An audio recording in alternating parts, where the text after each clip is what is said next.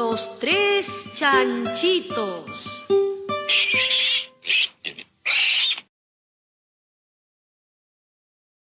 Buenos días, señor Alcubierre. Don Miguel, ¿qué tal?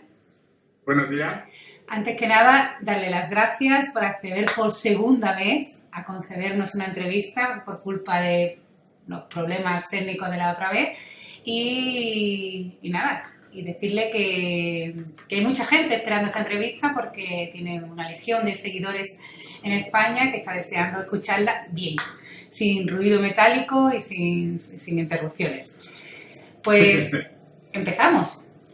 Muy bien, sí. Ahí vamos. Lo primero es que una cosa que me llama mucho la atención cuando estábamos preparando esta entrevista, porque lógicamente estuvimos cotilleando y buscando cosas sobre usted, pues como digo, una de las cosas que más me llama la atención como divulgadora, que me dedico a divulgar matemáticas en algún sentido, bueno, en algún sentido no, me dedico en ello, es descubrir que usted fue, gracias a la divulgación de la física, lo que le hizo pensar en dedicar su vida a eso, a la física, y que también fue la ciencia ficción, que bueno, no es una divulgación, pero sí es algo así de popularización de la ciencia, lo que le indujo a escribir ese trabajo que tanto ha hecho soñar a los frikis, decimos por aquí, ¿no? Pero a los aficionados a la ciencia ficción en un viaje superlumínico.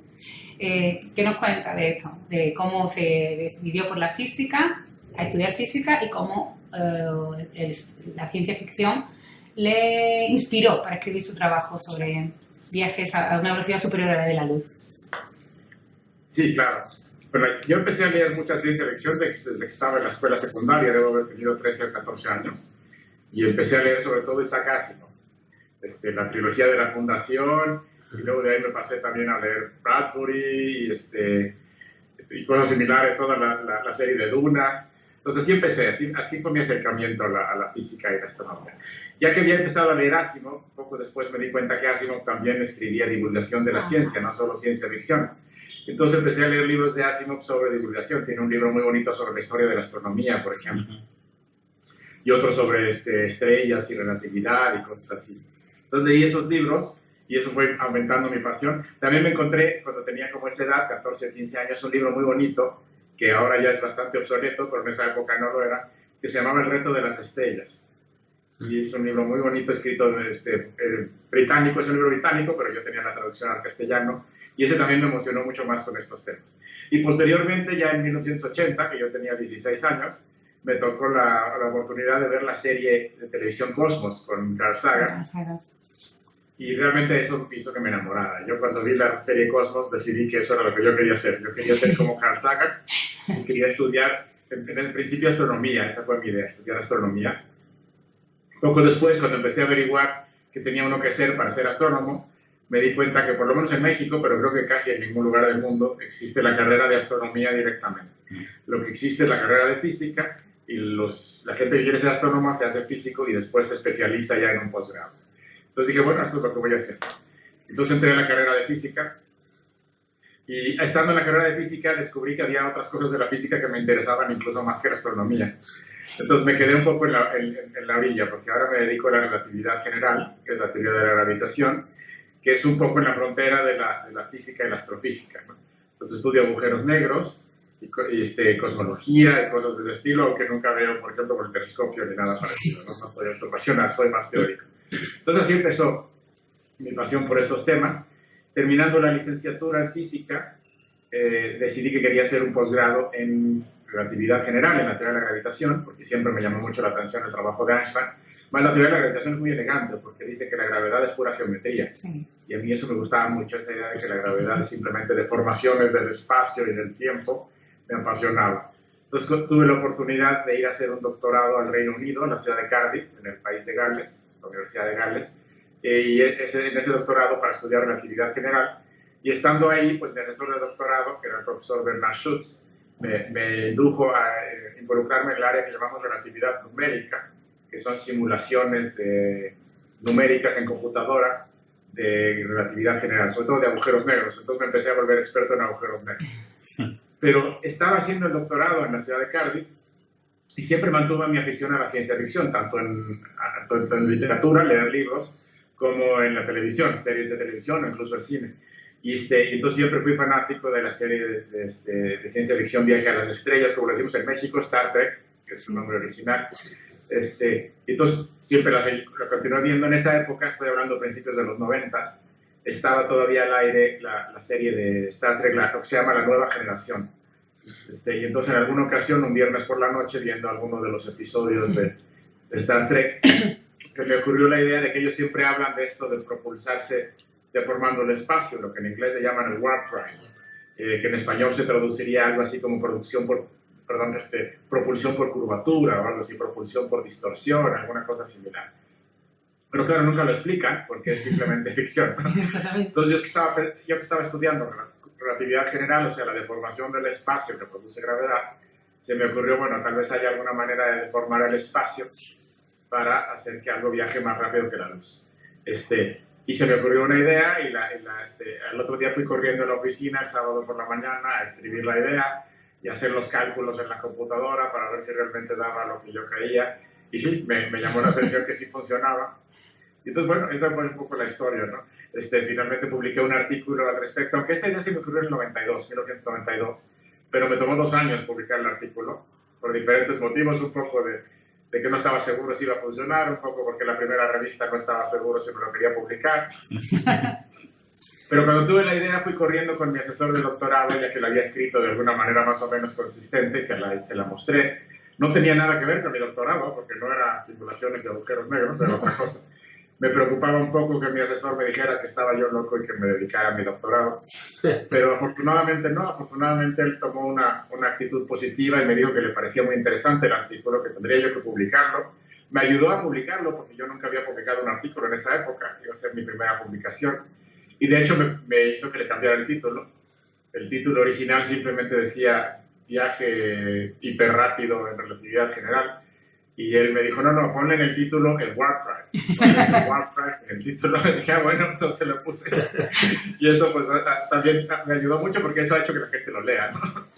Y que sueñe con esos viajes. Es mucho más interesante. Sí. Bueno, nos ha mencionado ya varias cosas sobre las que quisiéramos profundizar un poco más, pues relatividad general, relatividad numérica y pues el famoso artículo de la velocidad superlumínica. Entonces, vamos a ir por pasos para... Empezamos, pues, por ejemplo, ha mencionado la relatividad general. La mayoría del público, de nuestros oyentes, pues, tiene algún tipo de formación de ciencia, pero no todos, ni mucho menos. Entonces, si tuviéramos que explicar de forma más o menos sencilla, asequible para todos o para un gran público, ¿qué diríamos? ¿Qué diría que es la relatividad general? Bueno, la relatividad general, el nombre no necesariamente es muy bueno. Es en realidad una teoría de la gravedad. Einstein, en 1905, empezó a trabajar en lo que llamamos hoy en día la relatividad especial, que es esta teoría que nos dice justamente que nada puede viajar más rápido que la luz, que nos dice que cuando los objetos se mueven, los relojes se atrasan, un reloj que se mueve se atrasa, que nos dice que la simultaneidad es relativa y muchas otras cosas. Es una teoría muy bonita que de hecho hoy hemos comprobado científicamente al 100%, pero justamente implicaba que nada podía viajar más rápido que la luz. Y una de las cosas en las que entró en conflicto inmediatamente fue con la teoría de la gravitación de Newton, porque la teoría de la gravitación de Newton, la ley de la gravitación universal que conocemos desde el siglo XVII, implica que la gravedad es instantánea, es decir, que se mueve a velocidad infinita. Y eso contradecía esto de que nada podía viajar más rápido que la luz. Entonces Einstein dedicó los siguientes años de su vida, de 10 años, a desarrollar una nueva teoría de la gravedad que fuera compatible con su teoría especial de la relatividad. Cuando logró desarrollar esta teoría que hoy en día llamamos la relatividad general, resultó ser una teoría muy diferente a la teoría de Newton, porque en la teoría de Einstein la gravedad no es una fuerza. En la relatividad general la gravedad es una manifestación de la geometría del espacio y también de lo que llamamos la geometría del tiempo, que a lo mejor cuesta un poco más de trabajo entenderlo, pero cuando hablamos de la geometría del tiempo, lo que nos referimos es que el tiempo no fluye igual en todos lados, sobre todo. Entonces, en nuestra nueva teoría, los objetos con masa, por ejemplo, muy masivos, el Sol, la Luna, la Tierra, producen una distorsión en la geometría del espacio y en el flujo del tiempo. Y esta distorsión en la geometría del espacio hace que otros objetos que se mueven cerca de ellos pues desvíen sus trayectorias. Entonces, por ejemplo, la Luna, en esta visión, no es que sienta una fuerza de atracción hacia la Tierra, más bien es que la Tierra deforma el espacio a su alrededor Entonces la Luna trata de moverse en la línea más recta posible, pero no puede porque el espacio está deformado y entonces termina dando vueltas alrededor de la Tierra. Entonces esa es, en pocas palabras, la teoría de la relatividad general. Es una teoría enormemente complicada, ahorita se las platiqué de manera muy simple, pero las ecuaciones matemáticas son muy complicadas. De hecho, en esa época el mismo Einstein no entendía las matemáticas necesarias inicialmente, son las matemáticas de espacios curvos, que los matemáticos habían desarrollado en el siglo XIX, pero que los físicos no entendían. Entonces, Einstein mismo tuvo que ponerse a estudiar matemáticas de espacios curvos, junto con un amigo suyo, Marcel Grossman, que lo fue ayudando, para poder desarrollar esta teoría. Y cuando la concluyó, pues la mayoría de los físicos no la entendían. Eran matemáticas muy avanzadas para la época. Hoy en día, pues ya la tenemos que aprender todos cuando estudiamos física, pero en esa época era muy, muy revolucionario. Y sigue siendo una teoría complicada, pero enormemente elegante, que describe no solo la gravedad del Sol y de la Tierra, sino que nos describe, por ejemplo, objetos exóticos como los agujeros negros, que nos ayuda a entender el origen del universo con la gran explosión y la expansión del universo. Todos esos son logros de la relatividad general. Y también el reciente descubrimiento de hace un año de las ondas gravitacionales, que se anunció en febrero pasado, que también es una predicción de la relatividad general. Entonces eso es en pocas palabras la teoría. Bueno, y como ya ha comentado, pues en relatividad especial es difícil ganarle la carrera a un fotón o a una partícula que se mueva a la velocidad de la luz, porque nada puede alcanzar esa velocidad. Bueno, nada con masa, ¿no? Nada. Eso, sí, nada, ningún cuerpo con masa puede ni tan siquiera acercarse. Pero, sin embargo, usted consiguió, en cierto sentido, adelantar a un fotón moviéndose de un punto a otro en el espacio-tiempo, ¿no? ¿Cuáles son las ideas fundamentales que están detrás de ese trabajo? Bueno, es un poco haciendo trampa, pero la idea viene de la expansión del universo y sobre todo de la teoría, una teoría que se llama la inflación, que es una época en el universo muy temprano, cuando el universo tenía solo unas fracciones de segundo de edad, en la que se supone que se expandió de una manera muy violenta, exponencial. Pero de hecho uno se puede simplemente reducir a la expansión del universo. Sabemos desde la década de los 1920, cuando Hubble descubrió que el universo se expande. Las galaxias se alejan de nosotros en promedio y mientras más lejos estén, más rápido se alejan. Entonces todo el universo se está expandiendo. Y no es que se alejen de nosotros porque seamos un punto especial, se alejan todas entre sí, unas de otras, porque el espacio entre ellas crece. De hecho, lo que entendemos los físicos hoy en día no es que las galaxias se estén alejando de un punto central porque hubo una explosión en algún punto, sino que más bien esto que llamamos la gran explosión, que tampoco es necesariamente un buen nombre, fue una cosa que ocurrió en todos sitios a la vez. En todos lados ocurrió alguna especie de explosión, y entonces las galaxias realmente están sin moverse, pero el espacio está creciendo. Es una explosión que hizo que el espacio se estire. Se parece un poco como a las camas elásticas en las que juegan los niños, que si uno pinta estrellitas en la cama elástica y luego tiene una gente por todas las orillas jalando la cama elástica, pues estas estrellitas que pintamos se alejan unas de otras, pero en realidad siguen estando en donde las pintamos. No se han movido del sitio en el que las pintamos, pero se alejan de otras, pues está estirando la cama elástica. Es la misma idea. El espacio se expande. Y mientras más lejos estén las galaxias, más rápido se expanden, más rápido se alejan de nosotros. Entonces la pregunta natural que mucha gente hace es, bueno, ¿es posible entonces que hay galaxias que estén suficientemente lejos como para que se alejen de nosotros más rápido que la luz? Y la respuesta es que sí, sí es posible, de hecho ocurre. A la distancia a la que esto ocurre le llamamos el horizonte cosmológico, que es a la distancia tal a que las galaxias están tan lejos que se alejan de nosotros más rápido que la luz. Y la siguiente pregunta sería, ¿pero qué esto no viola la relatividad de Einstein? Y la respuesta es que no la viola porque esto es la relatividad de Einstein, esto es la relatividad general. Esto viene de su teoría de la relatividad general. Y lo que está ocurriendo es que las galaxias realmente no se están moviendo. Es el espacio el que se está expandiendo. Y el espacio se puede expandir a una velocidad sin límite, no hay ningún límite. Si están suficientemente lejos, se alejarán de nosotros más rápido que la luz. Entonces esto no contradice nada. Está bien. De hecho, tampoco es que le estén ganando a los fotones, porque si lanza un fotón de aquí a una de esas galaxias no va a llegar nunca, porque el espacio se va a expandir de tal manera que el fotón nunca va a llegar. Entonces esto es parte de la teoría. Y lo que se me ocurrió en esta idea para viajar más rápido que la luz fue decir, bueno, si se puede hacer esto a nivel de todo el universo, a nivel cosmológico, las galaxias pueden alejarse unas de otras más rápido que la luz, ¿por qué no lo hacemos a nivel pequeño? ¿Por qué no pensamos que pudiéramos hacer una expansión del universo localizada, de manera que si esta expansión del universo ocurre detrás de mí, yo me aleje de la pared que me queda por detrás tan rápido como yo quiera, incluso más rápido que la luz? Entonces, esa era la idea básica. Inmediatamente después me topé con el primer problema, porque si me alejo de la pared que me queda atrás porque se está expandiendo el espacio, eso no necesariamente me acerca a la pared que me queda enfrente. Y entonces dije, bueno, pues la solución es hacer lo opuesto enfrente. Entonces hago una expansión del espacio detrás de mí y una contracción del espacio enfrente de mí, que también se puede, que compense justamente la expansión. Entonces, al mismo tiempo me alejo de la pared que me queda atrás, me acerco a la pared que me queda enfrente. Cuando termino de pasar, el espacio queda como si nada, porque la expansión y la contracción lo compensan, y entonces el espacio vuelve a quedar plano como estaba antes. Y estrictamente yo no me moví de la silla. O sea, fue el espacio el que me empujó y me atrajo.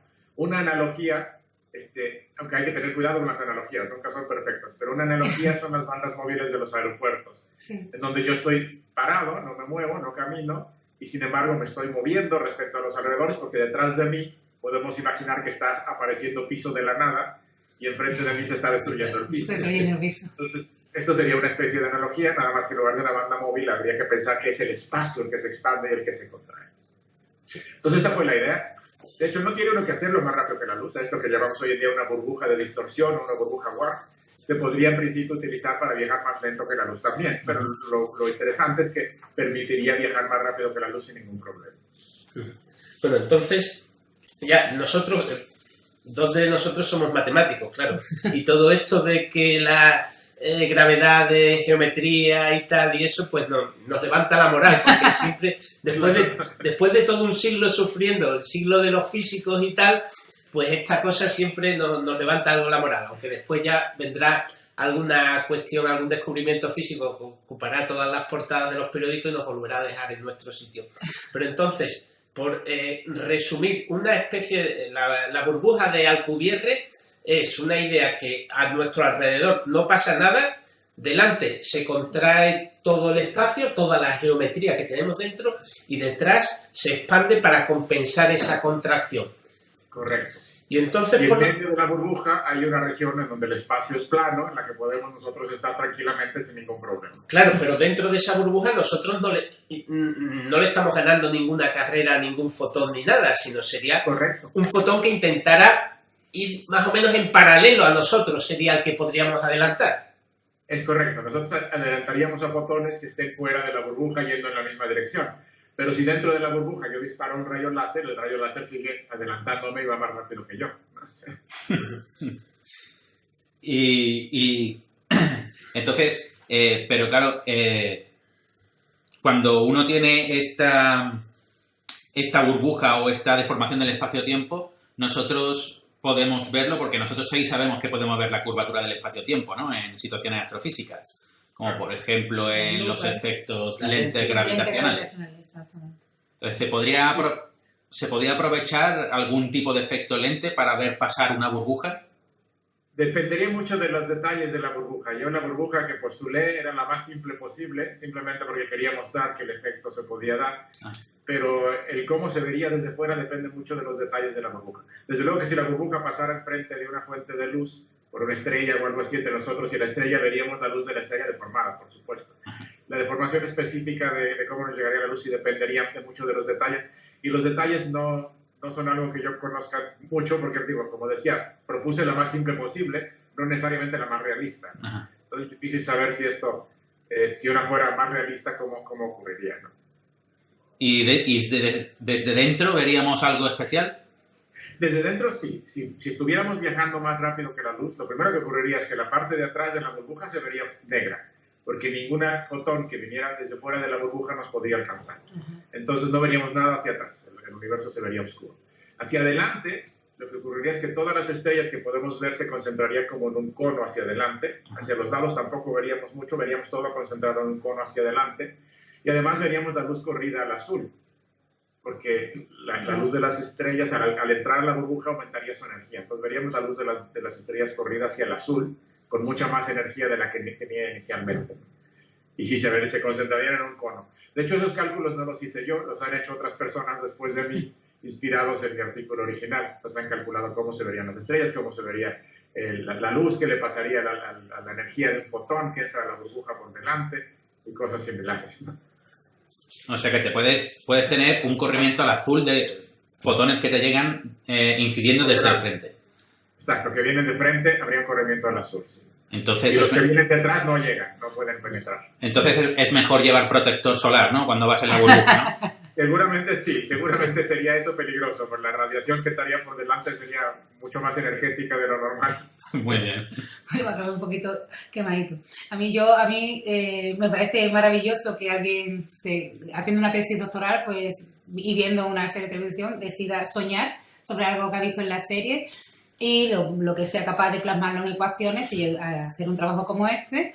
Pero más o menos lo que tú hiciste en aquel trabajo fue coger las ecuaciones de Einstein, que como has dicho son muy complicadas, ¿no? Un sistema de ecuaciones, derivadas parciales, no lineales, acopladas, una cosa muy gorda, ¿no?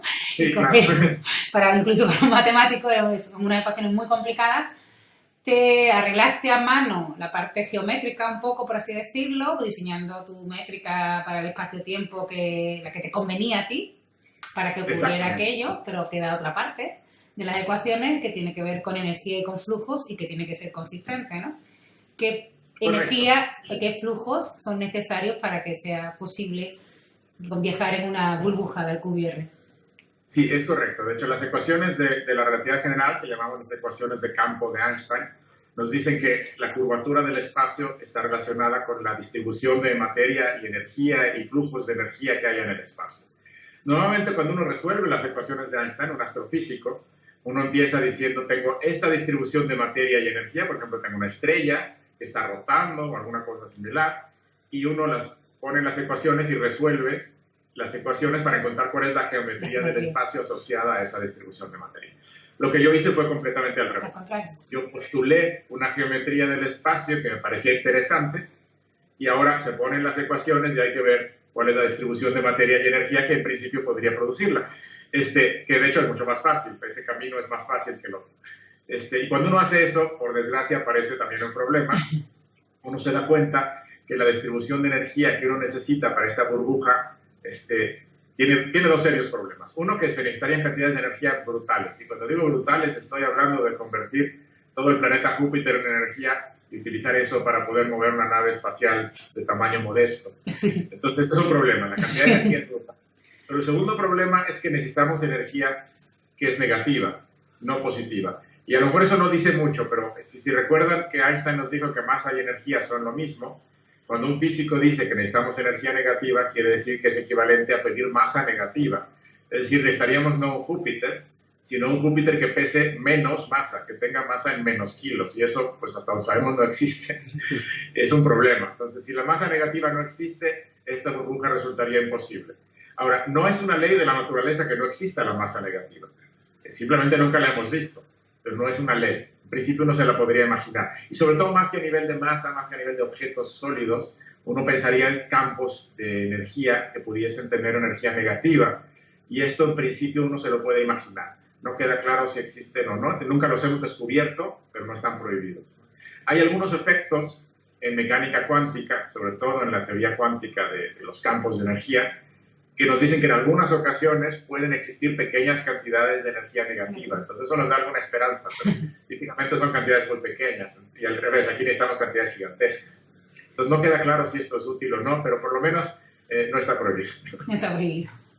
Y también la energía negativa normalmente se asocia muchas veces a la posibilidad de viajar hacia el pasado, que es otro gran sueño de la ciencia ficción y posiblemente algún sueño oculto nuestro.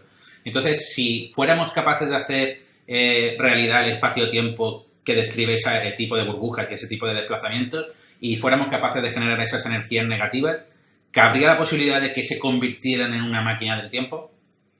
En principio sí, porque resulta que en la teoría de Einstein, sobre todo en la relatividad especial, uno puede demostrar que cualquier mecanismo que uno invente para viajar más rápido que la luz, en principio nos permite viajar al pasado en el tiempo. De hecho, esa es la razón, digamos, fundamental por la que no se permite viajar más rápido que la luz. Y esto se debe a que en la teoría de Einstein la simultaneidad es relativa. Si dos eventos ocurren al mismo tiempo en diferentes lugares, según alguien que se mueve respecto a mí, uno ocurre primero que el otro. Y según alguien que se mueve en la dirección opuesta, los ve justamente al revés. Entonces, este tipo de eventos que ocurren de manera simultánea para mí para otros observadores no tienen un orden bien definido en el tiempo. Y esto se puede demostrar que está relacionado con que algo viaje más rápido que la luz. Si algo viaja más rápido que la luz, habrá quien lo vea llegar al sitio al que llegó antes de haber salido. Y entonces eso no tiene mucho sentido. Entonces por eso se prohíbe. Ahora, si uno tiene esta burbuja Warp que te permite viajar más rápido que la luz en relatividad general, en principio uno la puede utilizar exactamente para lo mismo. Y uno puede usarla utilizando estos efectos de relatividad para que algún observador me viera llegar antes de haber salido, y eso en principio me permite viajar hacia el pasado. Y viajar hacia el pasado sí nos complica mucho la vida, porque había un universo impredecible, porque cualquier cosa podría llegar del futuro y alterar lo que estamos haciendo ahorita.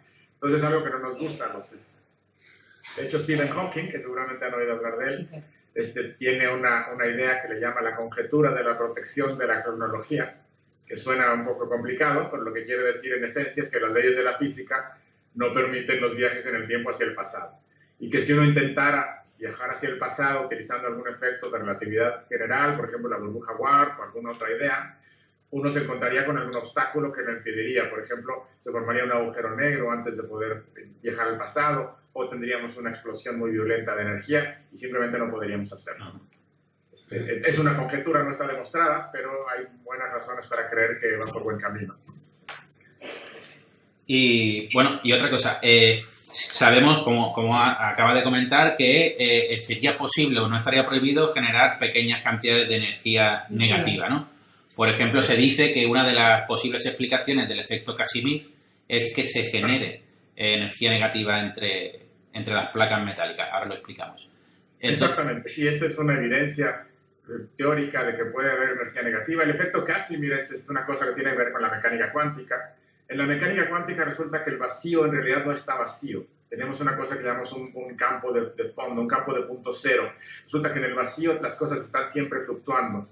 Entonces hay partículas que aparecen y desaparecen, les llamamos partículas virtuales. Y hay siempre un poco de energía en los campos electromagnéticos y los demás campos vibrando en lo que llamamos el espacio vacío. Son estos campos de vacío. Resulta que hay un fenómeno muy bonito que es el efecto Casimir. Uno pone dos placas metálicas paralelas que son conductoras de la electricidad.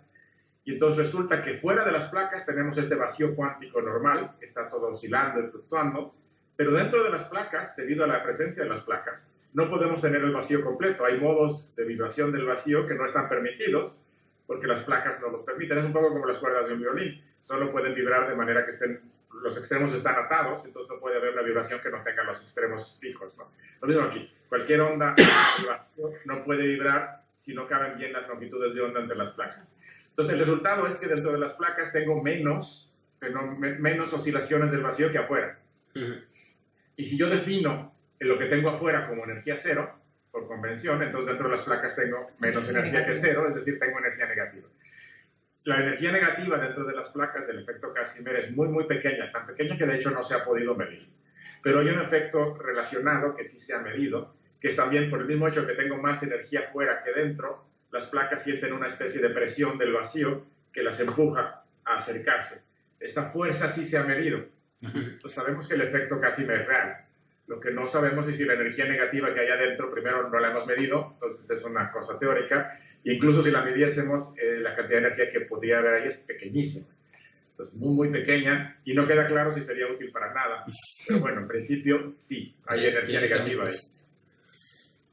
Y desde el punto de vista, entonces, supongamos que somos capaces de generar esta energía negativa, desde el punto de vista del problema absolutamente distinto, desde el punto de vista de la ingeniería, ¿qué otros problemas se podría uno encontrar para intentar construir una nave que se basara en una burbuja de estas? Bueno, un poco como comentaba, primero tiene que existir la energía negativa, y si no existe no podemos hacer nada. Luego, si existe, necesitaríamos cantidades gigantescas, equivalentes a planetas enteros para poder hacer esto, que se ve muy complicado a nivel de ingeniería. Tal vez tendríamos que pensar primero en tratar de generar burbujas Warp microscópicas, donde la energía no puede ser un problema muy serio. Pero hay un tercer problema que no les he comentado, que le llamamos el problema del horizonte. Resulta que si uno tiene una de estas burbujas Warp y uno va dentro en una nave espacial y se va moviendo más rápido que la luz, el frente de la burbuja es inaccesible. Si yo trato de lanzar fotones o demás hacia adelante, se quedan atorados antes de llegar al frente de la burbuja, porque el frente va más rápido que la luz y los fotones no pueden llegar ahí. Entonces no hay manera de llegar a las regiones del frente de la burbuja con fotones. Pero eso lo que quiere decir es que desde dentro de la burbuja yo no tengo ninguna manera de llegar y controlar el frente de la burbuja. En primer lugar, no lo puedo crear. Yo no puedo crear esa burbuja desde dentro porque no puedo poner lo que necesito al frente. No tengo la oportunidad. En segundo lugar, si pudiese o si alguien lo pusiera desde fuera, yo no la puedo detener porque no puedo eliminar lo que está al frente. Ese le llamamos el problema del horizonte. Entonces, una burbuja de estas tendría que en principio ser generada desde afuera y no desde dentro. Y ese también es un problema práctico. Uno tendría que imaginarse más bien un tubo de aquí hasta Alpha Centauri que fuera generando la burbuja mientras yo voy dentro del tubo. Y ese tubo sí podría sincronizar las cosas de manera adecuada, pero yo desde dentro de la burbuja no puedo generarla. Si va más rápido que la luz. Si fuera más lento que la luz sí podría, pero si va más rápido que la luz en principio no puedo. Entonces es otro problema muy grave. Entonces sí, claro, no es un método muy práctico todavía, pero por lo menos es una idea de las cosas que podrían hacerse, que uno puede imaginarse más bien.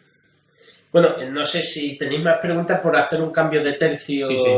¿Os parece adecuado? Sí, que cambiemos de tercio. Sí, que hablamos. Bueno, yo tendría muchas más preguntas. Sí, tendría muchas más preguntas. preguntas, pero ya sería usar entonces. Pero sí nos gustaría tocar algún otro de los temas que se ha comentado anteriormente. En concreto, lo de la relatividad numérica, que de alguna forma ya nos vamos a un campo de especialización más real, ¿no? O sea, no dejaba de ser lo otro. Y entonces, claro, ya antes ha comentado Clara que tenemos unas ecuaciones que son difíciles de resolver y para, en general, cuando tenemos ecuaciones difíciles de resolver, no es mala idea ponérselas a un ordenador y que te vaya dando aproximaciones numéricas de dichas soluciones. ¿En algún sentido esto es lo que se hace en la relatividad numérica?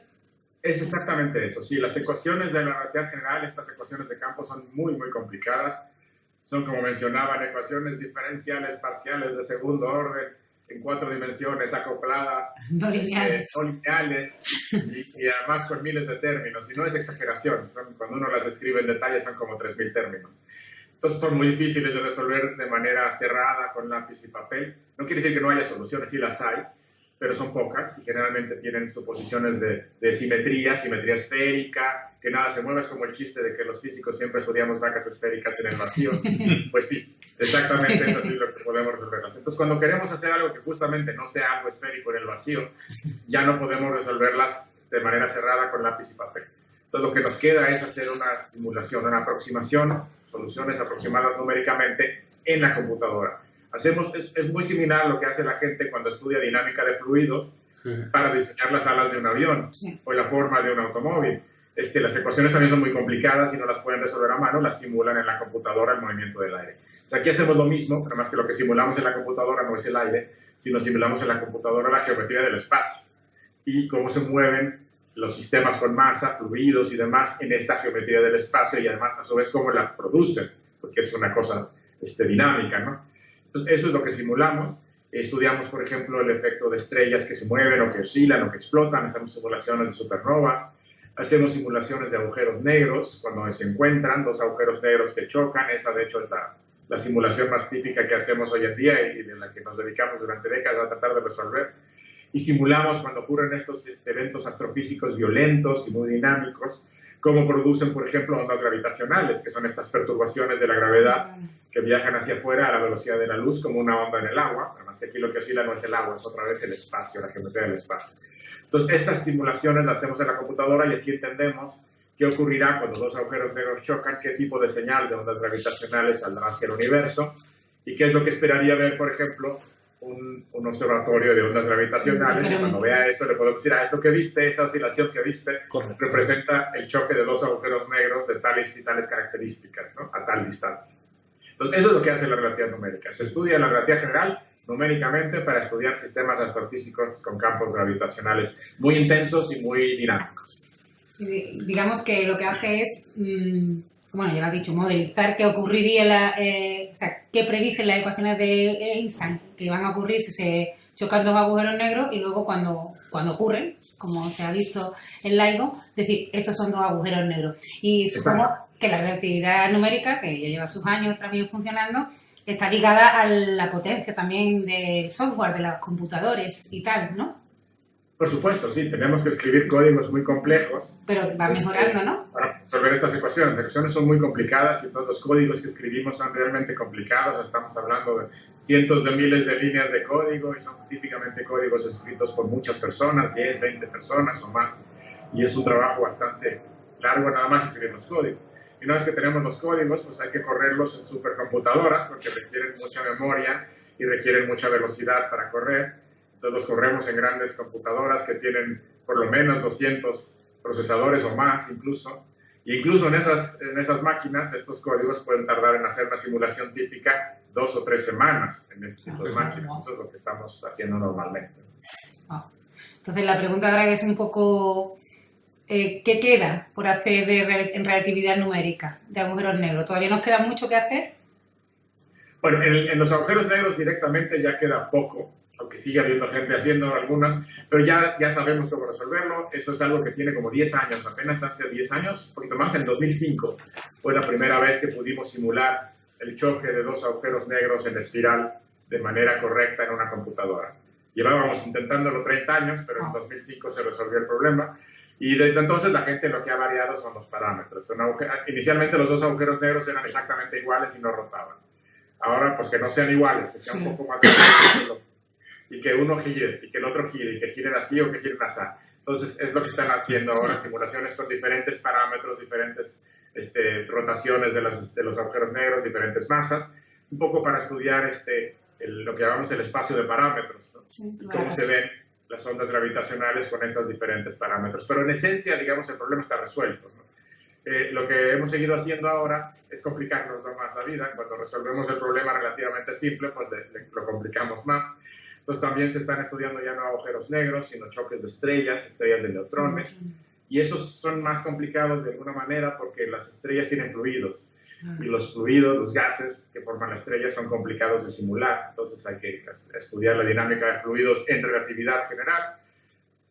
Y más aún, hoy en día les están poniendo campos magnéticos, entonces están haciendo simulaciones de lo que llamamos magneto-hidrodinámica relativista. Wow. Es complicado, pero es básicamente esto, simular estrellas en relatividad general que tienen fluidos, por eso la hidrodinámica, que tienen campos magnéticos muy intensos. Entonces, eso es un poco para donde hemos ido, pero también se han empezado a hacer simulaciones en cosmología, en estudiar el origen del universo, la formación de estructura del universo, utilizando relatividad general. Entonces, todavía hay campo para trabajar. Y ya, esto sí que es una pregunta personal, ¿qué sintió usted, Miguel Alcubierre, cuando LIGO dijo que habían detectado las ondas gravitacionales? La verdad, me emocioné tanto que honestamente se me salieron algunas lágrimas cuando estaba viendo la conferencia de prensa, porque era algo que yo llevaba esperando, yo personalmente 25 años, wow. Pero había gente que llevaba trabajando en eso mucho más tiempo, ¿no? Que llevaban 40 años o más esperando esto. Entonces, cuando yo lo vi fue una reivindicación del trabajo que yo llevaba haciendo desde mi doctorado, ¿no? Sobre todo al ver que lo que se veían era claramente, a los ojos de un experto no tenían que decirme, simplemente viendo lo que ellos, la señal que detectaron, yo sabía que eran 2 agujeros negros y podía incluso deducir más o menos las masas nada más de verlo a ojo. Sí. Entonces, cuando vi eso dije, bueno, detectaron 2 agujeros negros con aproximadamente 30 masas solares cada uno. De veras daban ganas de llorar, de felicidad, ¿no? De decir cómo es posible que finalmente lo que hemos estudiado tanto tiempo existe allá afuera. No es simplemente algo que mi computadora me dice después de estos cálculos complicados, sino que realmente está allá afuera en el espacio. Y tiene esa firma, ¿no? Sí. ¿Alguna pregunta más? No, yo creo que ya estamos abusando mucho de la amabilidad del doctor Alcubierre, sí. Bueno, queríamos hacer una... Yo sí quería preguntar que cómo percibe, ahora que estamos todos un poco así un poco, no sé si pesimistas, ¿no? Sobre, no solo en España, sino a nivel mundial, sobre todo, bueno, después de la crisis y tal, o todavía estamos en la crisis, ¿cómo percibe usted el estado de la ciencia en general en el mundo y en México en particular? Bueno, yo creo que en general la ciencia pues sigue avanzando y afortunadamente más o menos ha seguido habiendo apoyo en la mayoría de los países del mundo a la ciencia. En México, por ejemplo, hemos tenido la fortuna en los últimos 4 años de que el gobierno actual tiene muchas fallas, pero una de las cosas que ha hecho bien es que ha decidido apoyar la ciencia con cada vez mayor presupuesto. Qué bueno. Entonces eso ha sido afortunado en México. El año que viene se ve mal, por ejemplo, porque ya cuando la baja en los precios del petróleo ya sabemos que el apoyo a la ciencia el año que viene no solo no va a subir, sino va a volver a bajar. Pero en general creo que la situación ha mejorado en los últimos años. Sigue habiendo apoyo en también los países desarrollados a la ciencia y creo que es importante ver que los países más desarrollados son los que más apoyan la ciencia. Lo que me preocupa más que otra cosa es que yo veo en el mundo hoy en día un movimiento anticientífico que sí me preocupa, ¿no? Un escepticismo de lo que decimos los científicos, sí. Un rechazo, por ejemplo, a las vacunas, un rechazo al cambio climático. Cuando decimos que hay cambio climático nos dicen que no es cierto, que lo estamos inventando. Y eso me preocupa que es necesario mostrarle al público que no simplemente nos sacamos estas cosas de la manga, que realmente son estudios muy serios y que estamos seguros de lo que estamos diciendo y explicarles por qué. O sea, tampoco se vale el principio de autoridad de créeme porque lo digo yo. Es explicarles por qué cómo es que entendemos estas cosas, por qué las entendemos. Y eso sí me preocupa que he visto un resurgimiento en este pensamiento anticientífico y me preocupa, por ejemplo, que ahora en Estados Unidos el presidente electo muchas veces ha dicho que el cambio climático es un fraude. Y eso es muy grave, porque si no actuamos pronto, la situación va a ser mucho peor en las próximas décadas. Entonces, eso es lo que me preocupa. Y creo que la única cura para eso es educación. Está en la educación pues desde los niños, enseñarles cómo funciona la ciencia, enseñarles que la ciencia no es simplemente una colección de datos y que no es simplemente una cosa de que Einstein lo dijo, sino que la ciencia es realmente una manera de enfrentar el mundo, una manera de pensar y una manera de observar el mundo y de aprender del mundo de manera racional y con evidencia, ¿no? Que eso es la ciencia.